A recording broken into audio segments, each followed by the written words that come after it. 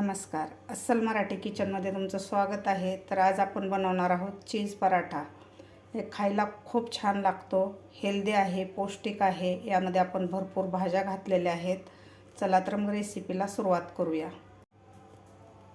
चीज पराठा बनवण्यासाठी आपण एक वाटण करून घेऊया. सुरुवातीला आपल्याला दररोज तेच नाश्ता करून कंटाळा येतो, काहीतरी वेगळं खावंसं वाटतं. उन्हाळ्याचे दिवस आहेत, तर आता यामध्ये भाज्या थोड्याशा कमीच मिळतात, पण जे सीजनल भाज्या आहेत ते तुम्ही ह्या पराठ्यामध्ये घालू शकता. तर सुरुवातीला आपण याचं एक वाटण करून घेऊया. इथे मी 6 ते 7 हिरव्या मिरच्या घेतलेल्या आहेत. मिरचीचं प्रमाण तुमच्या आवडीप्रमाणे करू शकता. 10 ते 12 लसणाच्या पाकळ्या, अर्धा चमचा जिरे, 1 चमचा धने. आता आपल्याला याचं एक थोडंसं जाडसर वाटण करून घ्यायचं आहे. अशा प्रकारे मी जाडसर वाटण करून घेतलेलं आहे. इथे एक बाउल घेतलेला आहे. आता यामध्ये घालायचं आपल्याला 1 वाटी ज्वारीचं पीठ. त्याच्या निम्मच आपल्याला गव्हाचं पीठ घ्यायचं आहे, म्हणजेच अर्धी वाटी. गव्हाच्या अर्धा आपल्याला चणा डाळीचं पीठ घ्यायचं आहे, म्हणजे पाव वाटी.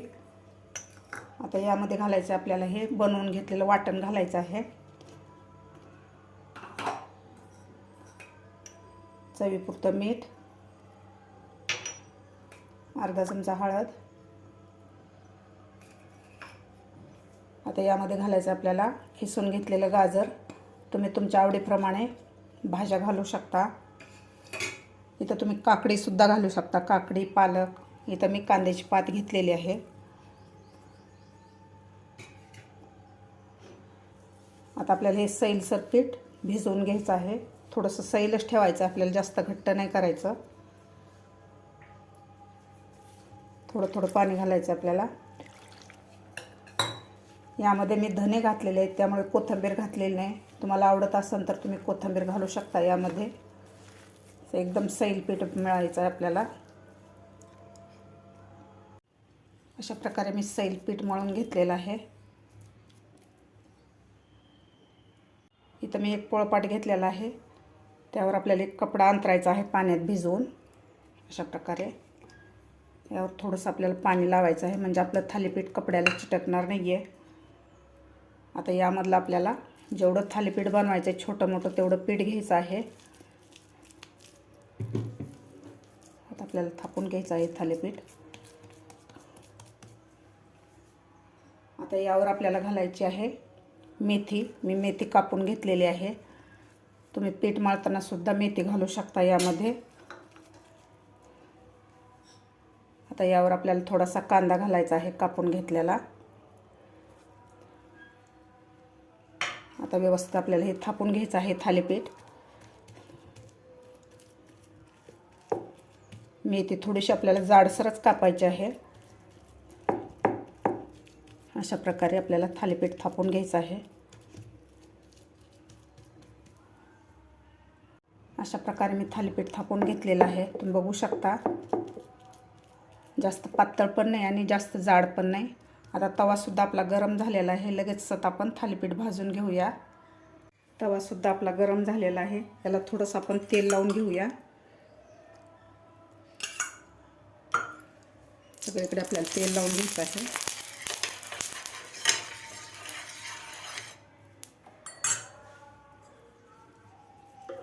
आता यावर आपल्याला हे थालीपीठ भाजून घ्यायचं आहे. अशा प्रकारे आता वरतून सुद्धा याला तेल लावायचं आपल्याला थालीपीठाला.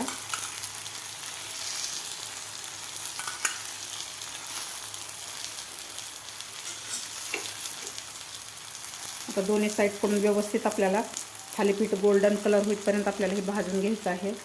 गॅस मिडियमच ठेवायचा आपल्याला. मिडियम गॅसवर हे थालीपीठ भाजायचं आहे. 2 मिनटं खालची बाजू भाजून घेतलेली आहे. तर आता आपण पलटी करून घेऊया.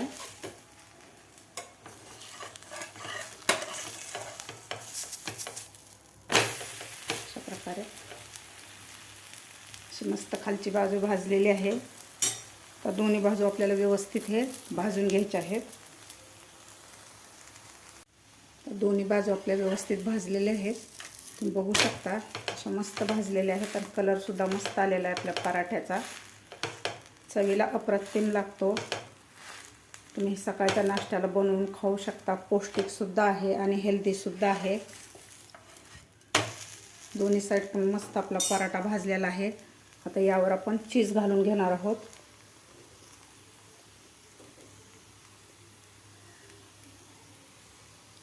अशा प्रकारे आपल्याला चीज घालायचं आहे.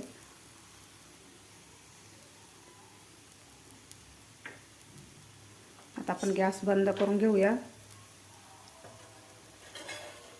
तर अशा प्रकारे आपल्याला पलटी करायचा आहे. हा पराठा दुमडून घेतलेला आहे.